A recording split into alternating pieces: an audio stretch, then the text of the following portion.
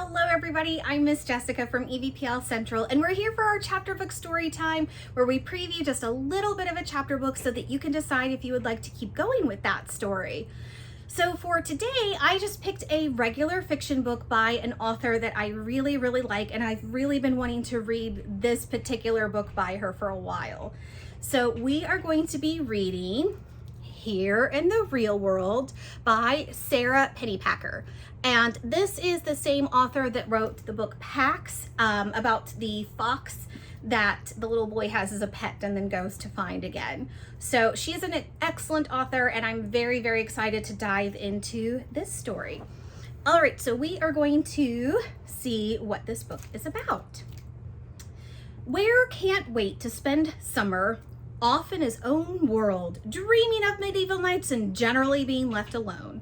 But when his parents sign him up for dreaded rec camp, where he must endure meaningful social interaction and whatever activities so-called normal kids do, on his first day, Ware meets Jolene, a tough, secretive girl planting a garden in the rubble of an abandoned church next to the camp. Soon, he starts skipping rec, creating a castle-like space of his own in the church lot. Jolene scoffs, calling him a dreamer. He doesn't live in the real world like she does. As different as Ware and Jolene are, they have one thing in common. For them, the lot is a refuge. But when their sanctuary is threatened, Ware looks to the knight's code of chivalry. Thou shalt do battle against unfairness whenever faced with it. Thou shalt be always the champion of the right and the good.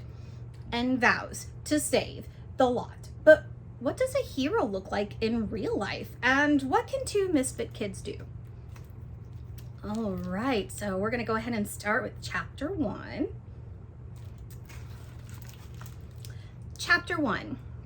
We patted the two bricks stacked beside him on the, Ware patted the two bricks stacked beside him on the pool deck, scored on the morning's ramble. Tomorrow, he'd bash them into chips to build the ramparts of his castle. But tonight, he had another use for them. He swirled his legs through the water turquoise in the twilight, and at exactly 7:56, he snapped on his goggles and adjusted them snug. The boy began to prepare himself for the big event. He whispered the voiceover in case anyone had their windows open or the Twin Kings were lurking around. The Twin Kings weren't just twins, just two old men who dressed alike in plaid shorts and bucket hats. They weren't kings either, but they paraded around Summer Palm's retirement village like royal tyrants, making life miserable for anyone they encountered. Ware had studied the Middle Ages in school. Back then, kings could be kind and wise. Kings could be cruel and crazy. Luck of the draw, surf or night. He lived with it. The first time the Twin Kings had come across Ware, he'd been cheek down in the grass, watching a line of ants patiently climb up and then over and then down a rock, thinking about how much harder human life would be if people didn't know they could just go around some obstacles. Spaceman, they dubbed him, claiming they'd had to yell at him 3 times before he lifted his head. Now, whenever they found him, they delivered some zinger they found so hilarious they had to double over and grab their knees. The comments were not hilarious. They were only mean, which was okay. People made fun of him for spacing out. He was used to it. No. The mortifying thing was when Big Deal came out and sent the Kings slinking away with a single glare. An 11-and-a-half-year-old boy was supposed to protect his grandmother, not the other way around. Oh, they're harmless, Big Deal had said last night, laughing and making him feel even more ashamed. They're deathly afraid of germs, so just tell them you're sick. Diarrhea works best. As if he'd called them up by thinking of them, the Twin Kings rolled around the corner, hands clasped around their royal bellies. Earth to spaceman, the shorter one cackled. Don't get your air hose caught in the drain down there. Ware glanced back at his grandmother's unit, then faced them. Better stay away. I'm sick. He grabbed his belly and groaned in a convincing manner. Oh! The Twin Kings scuttled back around the corner. Ware raised his eyes to check the clock again. 7:58. He kicked off the seconds in the water. At 7:59, he picked up the bricks. Then he slowly filled his lungs with the sunscreeny air, hot and sweet as if somebody was frying coconuts nearby, and slipped into the deep end. The bricks seemed to double in weight, sinking him softly to the bottom. He'd never been on the bottom before, thanks to a certain amount of padding that functioned as an internal flotation device. Baby fat, his mother called it. It'll turn into muscle. Witnessing his bathing suited self in his grandmother's mirror every day, he realized his mother had omitted a crucial detail. How it would turn into muscle? Probably exercise was involved. Maybe tomorrow.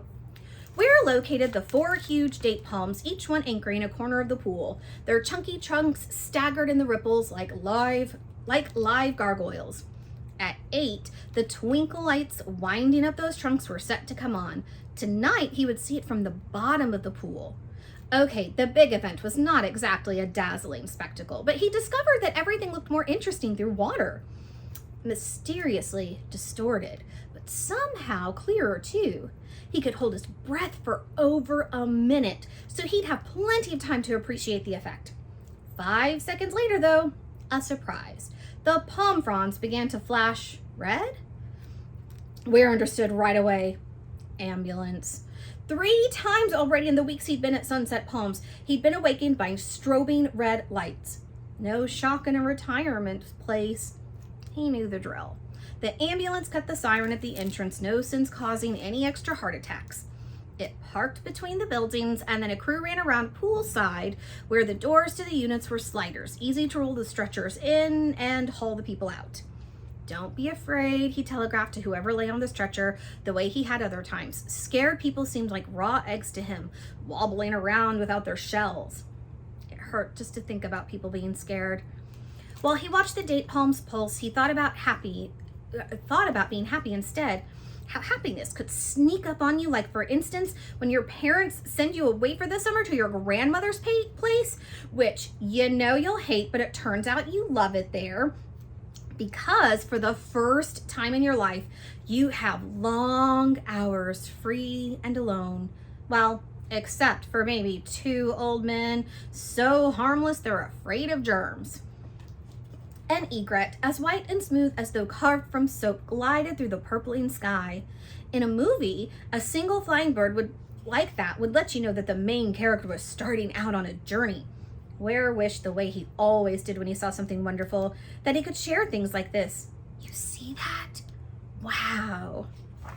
But he didn't really know anyone besides his grandmother here, and she hadn't been feeling well today, had barely stepped out of.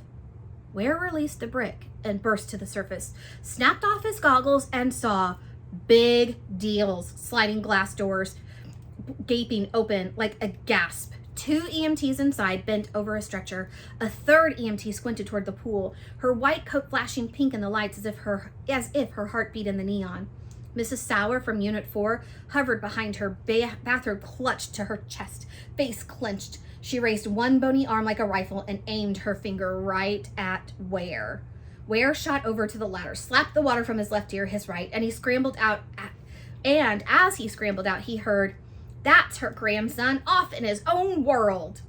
At 8 exactly, the twinkle lights came on. Chapter 2. Ware woke disoriented to find himself in his own bed instead of on the prickly couch at his grandmother's place. The night swept over him, the grim, silent ride to the hospital following the ambulance in Mrs. Sauer's old Buick, air-conditioned waiting room where he'd shivered, pool-soaked and worried, until a nurse dropped a blanket over his shoulders. His mother, charging in a few hours later, her jaw set like a rock. He flung off the sheets and got up.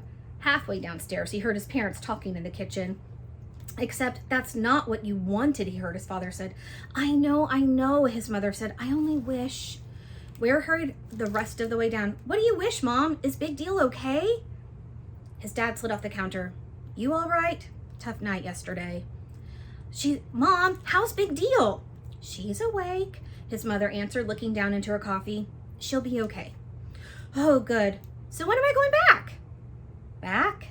His mom's phone rang just then. She picked it up and gripped her forehead with the other hand as if she were afraid it might shatter, and marched into the bedroom. His father watched her go with a worried expression. "Of course. worried as his dad's normal state. It comes with the job, he often said, and he always sounded proud of it. Signaling airplanes down the runway meant thinking about every possible catastrophe. But Ware grew worried then, too. His mother was the manager at the city's crisis center. She juggled 20 volunteer schedules, talked people down from bridges, and got babies delivered. She took control, as if control were a package sitting on the doorstep with her name on it. She didn't grip her forehead as if it might shatter.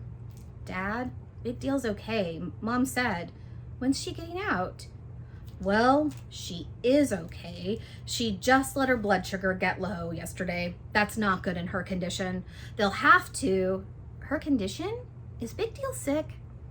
Oh, well, it's, she's not young, but she fell. Is being old as a condition?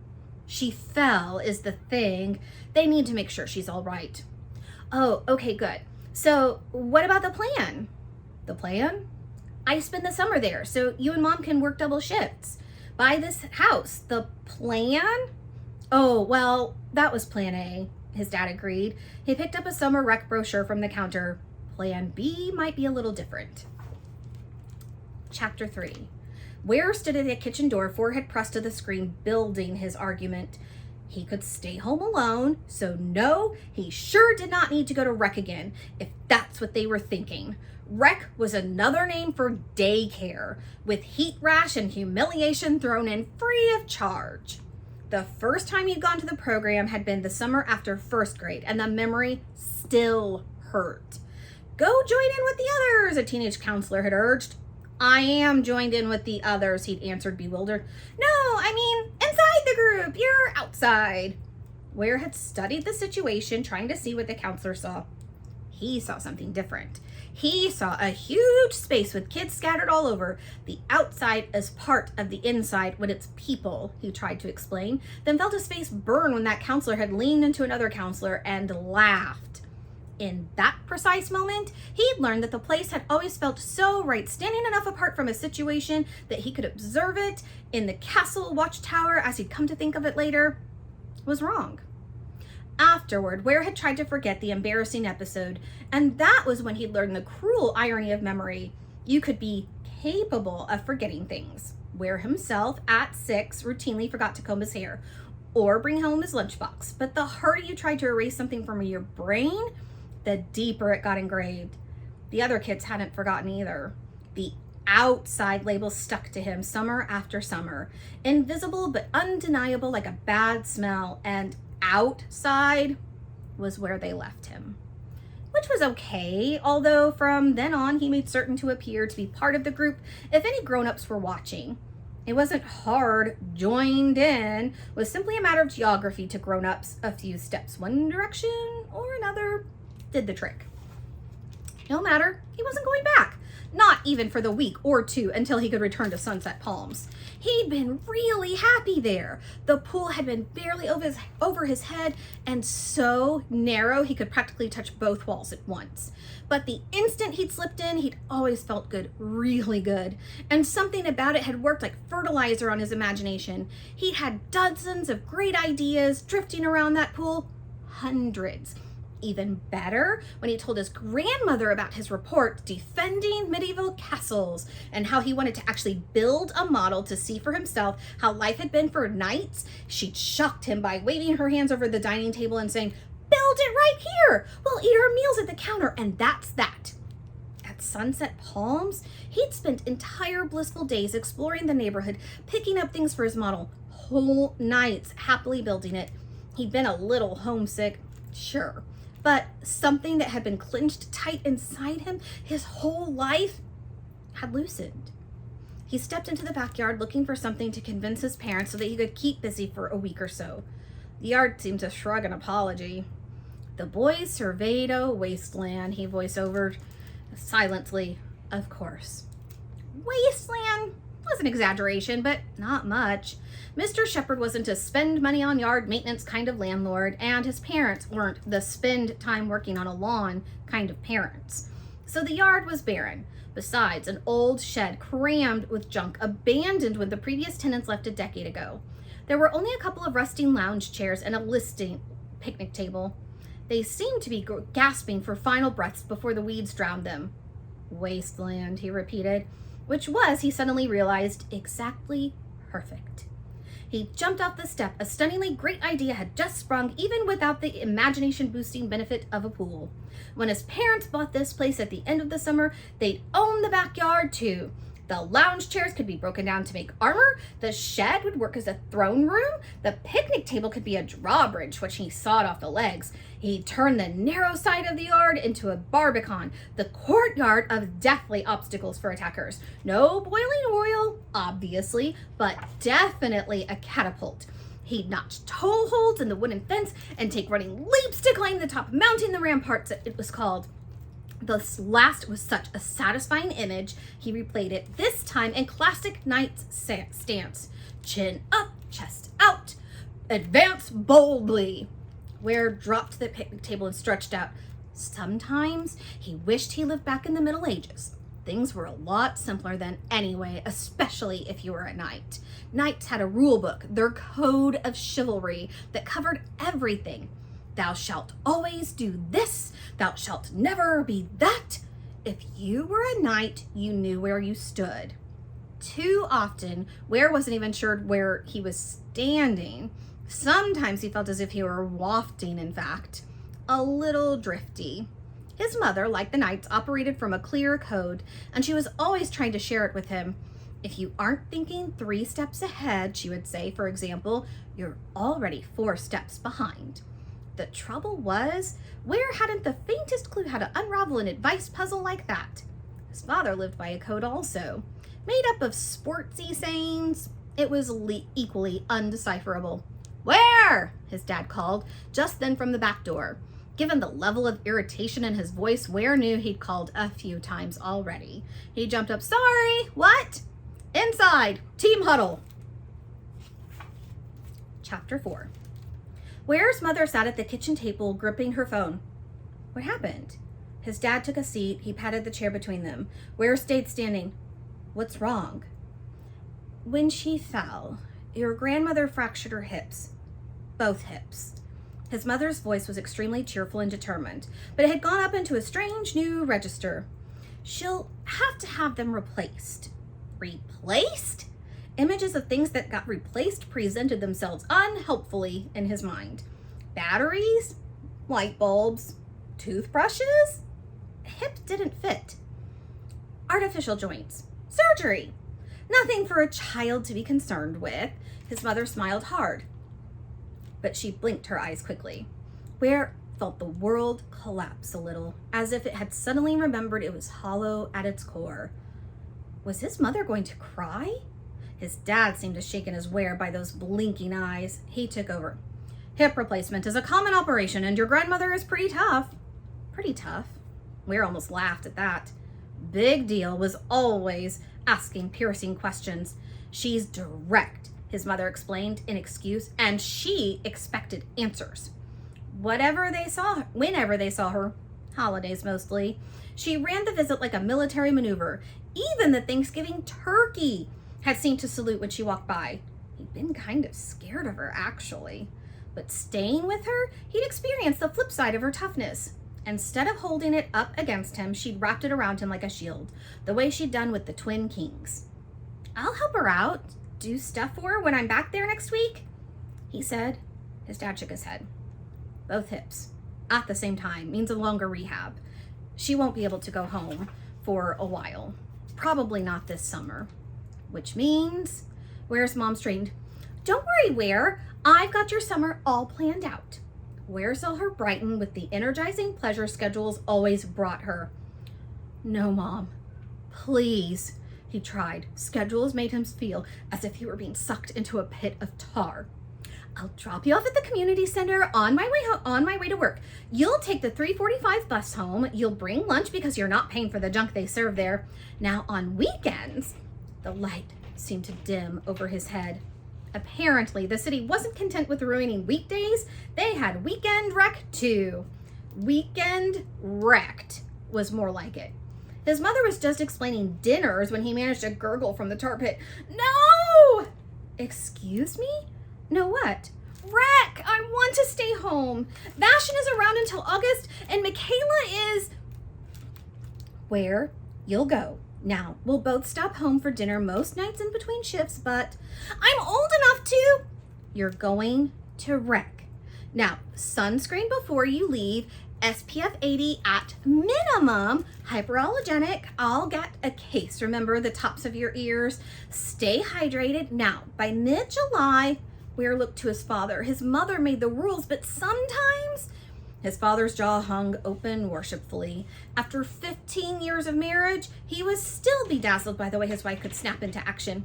Dad, please, I'm 11 and a half. Nobody goes that old. His father tore himself away and refocused on Ware. We'll make it up to you. How about a new bike? A basketball hoop? Whatever you want. Now, you'll take my big first aid kit. What I want is to not go to Wreck. Can I have that? Ware tried to hide how surprised he was at what he just said. His skin felt too tight, as if it didn't fit the reckless version of himself he'd grown into in only 3 weeks away. His mom looked pretty surprised, too. She opened her mouth, but nothing came out. The news that her body would betray her like this seemed to bewilder her even more. Ware watched her go to the sink, squeeze out a sponge, and then start wiping the counter hard. Then she stopped. She leaned her head against the side of the refrigerator. Ware could tell from the way her back moved that his crisis center manager mother, obeyed by babies and bridge jumpers alike, was having a hard time ordering air in and out of her lungs. The sight made Ware's own chest ache. He got up and wrapped his arms around her waist. She tipped her head and looked down at him for a long time. Her hair, which she always wore coiled into a tight bun, had come undone. A strand dangled over the toaster. The toaster wasn't on. And his mother's hair wasn't metal, of course, but Ware had inherited his father's worry nature, that wet sponge. He sneaked a hand out and unplugged the cord. His mother gave him a puzzled look as if she were trying to place him. Then she smiled as if maybe she remembered. You, she said in a hushed voice, so soft with compassion that for a second Ware's hope surged. I'm sorry, she sighed, but with making sure your grandmother's okay and working double shifts, we can't be worrying about you too. Being alone all day. Worrying about you being safe, his dad added. We need to know his mother picked up the rec brochure and consulted it. Spending your time having meaningful social interaction with other kids. She clipped the brochure to the fridge with a click that sounded final. Go get ready. All right, so we're gonna stop there, and I'm leaving off at the beginning of chapter 5 if you would like to continue this. And this, we do have several copies at our locations that you can put a hold on, or you can stop by to pick one up. We also have this as an ebook and an e-audiobook, so you can experience it that way if you'd like. And I thoroughly enjoy her books, so this is definitely one that I will want to keep reading, and I hope you do too. Now, before we go, I do have a quick announcement. This is my last chapter book story time. I started this journey 2 years ago when we had to shut down for the pandemic, and I'm actually in a new position at the library, and it is becoming a little more difficult to have time to record chapters, and so I am going to step away. But Miss Ellen and Miss Rachel are going to continue, and who knows, maybe they'll have some new friends join them as well. And I have loved every minute of this. I hope you have too. It is amazing to be able to share these wonderful books with you, and I hope you found something that you really liked. I started by reading one of my favorite books of all time, Holes, and then we had an adventure with Mr. Lemoncello, and then we transitioned right into Origami Yoda and so many other fun titles and adventures. And I really hope that you do continue your reading journey and adventure yourself, and hopefully you'll enjoy some of the ones that we are offering to you. If you go to EVPL.org, you can see all of our information and events and everything that we have to offer, and you can put holds on books. If you go to EVPL Library on YouTube, you can watch some of our past chapter book story times, or even some of the science experiments that we've done, or different crafting things that we've done, and see what new things we have to offer also. And I will not see you next time. I hope you have a wonderful, wonderful reading experience. Who knows where my journey is going to go? I might be back someday, but for now, I'm going to say goodbye, and maybe I'll see you soon. Thank you for joining me on this journey.